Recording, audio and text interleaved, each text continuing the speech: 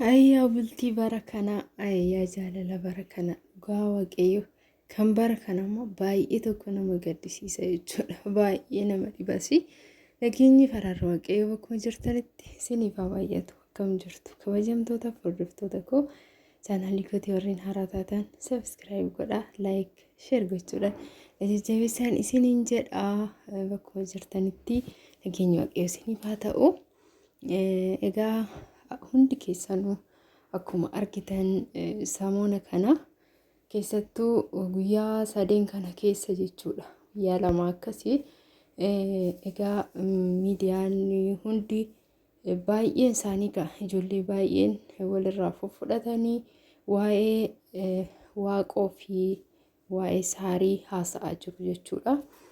Egaa baay'ee nama gaddisiisa dhugaa dubbachuu fi waaqoo fi saariin gargar ba'uun isaanii bultiin isaanii diigamuun baay'ee nama gaddisiisa dhugaa waaqayyo. Maaliif namni qormaata hedduu dabarsa jechuudha. Jiruuf jireenya isaa keessatti qormaata hedduutu isa mudata jechuudha. Namni ala qofa nama laala malee uffata gaarii uffattee ala gadi baatee ilkaan hin seeqxee galuu kee qofa laala malee keessa namaa kan beeku hin jiru jechuudha. Mitiire maal jedha Oromoo yoo mammaaku ollaan akkam bultee beekaa akkatti bulee abbaatu beekaa jedha. Kanaaf namni hundumtuu rakkina mataa isaa qaba jechuudha. Namni hunduu rakkoo mataa isaa qaba. Egaa waaqoo hundi keessanuu ni beektan ka diraamaa irratti keessattuu diraamaa hiree keessatti jechuudha ka baay'ee hojjechaa ture. Achi keessatti illee irkoo ta'eetu hojjechaa ture maqaansaa irkoodha garuu maqaan dhugaansaa waaqoodha jechuudha. Egaa yeroo tokko dhugaa ani wantini isaan dinqisiifadhe keessaa jechuudha. Bara kana jaalallee isaa ta'anii abbaa manaa fi haadha manaa isaa ta'an yoo wal lolan maal godhu karaa miidiyaatti kaatu jechuudha.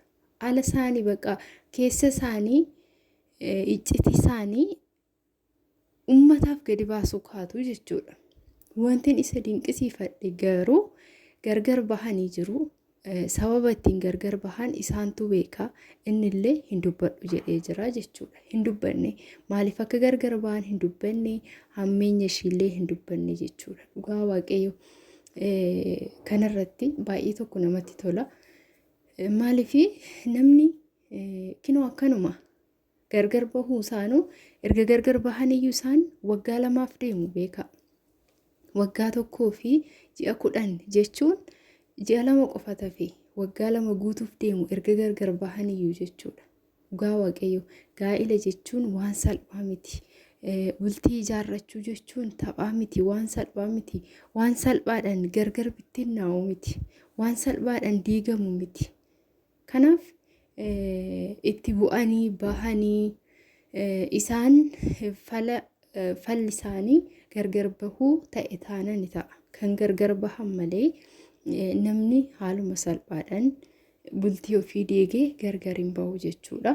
Kanaaf innillee hagaarraa dhokseetti hin dubbanne namoonni naannoo beekanillee maatiin beekanillee inni garuu miidiyaa irratti bahee hin dubbanne jechuudha. Hagaarraa namuu hin dhageenye ammayyuu tasa nagaafattee osoon itti yaadiin nagaafattee jedhee jechuudha. Kan isa gaafate gaazexeessaa saniini dhugaadha jechuudha. Maaliif iccitii ofii gadi baasuun faayidaa hin qabu. Qilleensa of naquun waa tokkollee faayidaa hin qabu jechuudha. Beektanii? Kanaaf namni waliin taane taanan gargar bahuu waanuma jiru. Nageenyaan jireenyaan gargar bahanii hunduu jireenya mataa isaanii jiraachuun waanuma jiru jechuudha. Wal lolanii maal jedhanii kan wal ajjeesanuu hin jiru bar kan bultii isaanii irratti walii galtee dhabanii namni waan irratti walii hin galle tokko jiraachuu danda'a.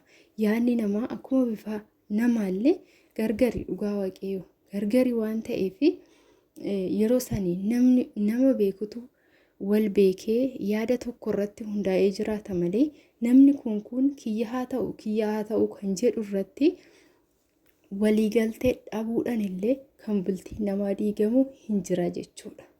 Kanaaf bultii jechuun iccitii guddaa qaba jechuudha. Kabaja guddaa qabasi iccitii guddaa qaba jechuudha. Kanaaf homaa gochuu hin danda'amu garuu bultii koo akka hin hiikamne akka hin diigamne gochuuf illee bu'aa bahii guddaa keessa darbee waa hedduu yaaleen ture garuu hin dandeenye hin taane kan hin taane taanayyoo gargar bahuu filannee jedhee jira. Egaa sababa isaa namni beeku hin jiru. Ofumaa isaatiif iccitiidha. Gadi bahuu dhiisus ummataaf faayidaa hin qabu waan ta'eef nama tokko duuba waa'ee namaa haasa'uun hin barbaachisu.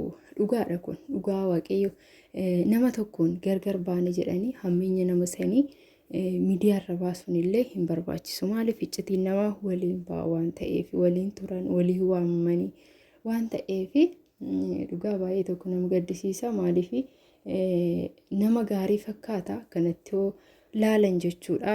Waaqoonni isheen illee nama gaarii fakkaatti garuu namni gaarii ta'eef qofa walii galee waliin hin jiraatu. Inni guddaan immoo hireedha jechuudha. Yoo hireen namaa waliin hin taane namni akkuma fe'e wal jaalatullee waliin jiraachuu hin danda'u jechuudha.